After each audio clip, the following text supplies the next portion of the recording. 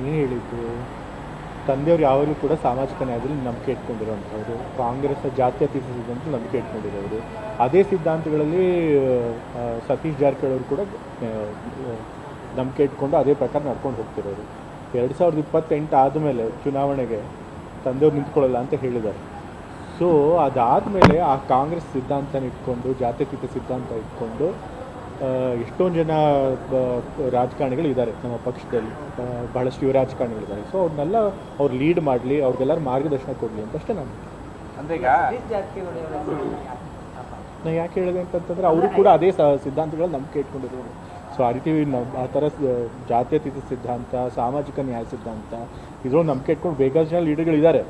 ತಂದೆಯವರು ಈಗ ಅವ್ರನ್ನೆಲ್ಲ ಲೀಡ್ ಮಾಡ್ತಾ ಇದ್ದಾರೆ. 2028 ಆದಮೇಲೂ ಮತ್ತೆ ಅದೇ ರೀತಿ ಲೀಡ್ ಮಾಡ್ತಾರೆ ಇಲ್ವೋ ಗೊತ್ತಿಲ್ಲ. ಸೊ ಹಾಗಾಗಿ 2028 ಮೇಲೂ ಕೂಡ ನಮಗೆ ಆ ರೀತಿ ಲೀಡ್ ಮಾಡೋರು ಬೇಕು, ಆ ಸೈದ್ಧಾಂತಿಕವಾಗಿ ರಾಜಕಾರಣ ಮಾಡುವಂಥವ್ರು ಬೇಕು.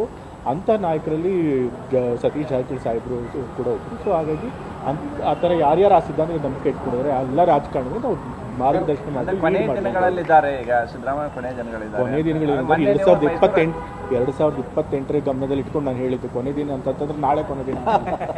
ಸರ್, ಈಗ ತಾವು ಹೇಳಿದ್ರೆ ವೈಚಾರಿಕವಾಗಿ ಪ್ರಗತಿಪರ ತತ್ವ ಸಿದ್ಧಾಂತ ಹೊಂದಿಕೊಂಡಿದ್ದಾರೆ. ಹೌದು, ಕಾಂಗ್ರೆಸ್ ಸಿದ್ಧಾಂತ ಅಂತಂದರೆ ಜಾತಿ ಸಿದ್ಧಾಂತ, ಪ್ರಗತಿಪರವಾದಂಥ ಸಿದ್ಧಾಂತ, ಸಾಮಾಜಿಕ ನ್ಯಾಯ ಸಿದ್ಧಾಂತ. ಸೊ ಆ ಸಿದ್ಧಾಂತದಲ್ಲಿ ನಂಬಿಕೆ ಇಟ್ಕೊಂಡಿರೋರಿಗೆ ಇವ್ರು ಲೀಡ್ ಮಾಡಲಿ ಅಂತ ನಾನು.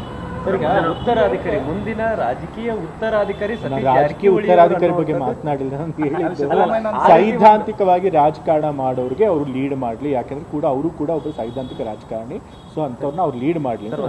ಸರ್, ಸೈದ್ಧಾಂತಿಕ ಅಂದ್ರೆ ಕಾಂಗ್ರೆಸ್ ಪಕ್ಷ ಸೈದ್ಧಾಂತಿಕ ಎಥಿಕ್ಸ್ ಇಟ್ಕೊಂಡೇ ಹೋಗ್ತಾ ಇರುವಂತದ್ದು. ಸೊ ಅಂದ್ರೆ ಕಾಂಗ್ರೆಸ್ ಪಕ್ಷವನ್ನ ಲೀಡ್ ಮಾಡ್ತಾರೆ ಸತೀಶ್ ಜಾರಕಿಹೊಳಿ ಅಂತ. ಕಾಂಗ್ರೆಸ್ ಪಕ್ಷದ ಸಿದ್ಧಾಂತನೇ ಜಾತ್ಯತೀತ ಸಿದ್ಧಾಂತ. ಬಟ್ ನಿಜವಾಗ್ಲೂ ಆ ಸಿದ್ಧಾಂತಕ್ಕೆ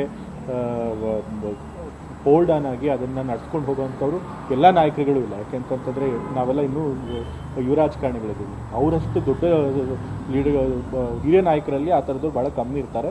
ಸೊ ಅಂಥವ್ರು ಲೀಡ್ ಮಾಡಲಿ ಎಲ್ಲರನ್ನೂ ಕೂಡ ಅಂತ ಹೇಳ್ತಾರೆ. ಯತೀಂದ್ರ ಅವರು ನವೆಂಬರ್ ಕ್ರಾಂತಿಯ ಮುನ್ಸೂಚನೆ ನೀಡಿದ್ರು ಅನ್ನೋ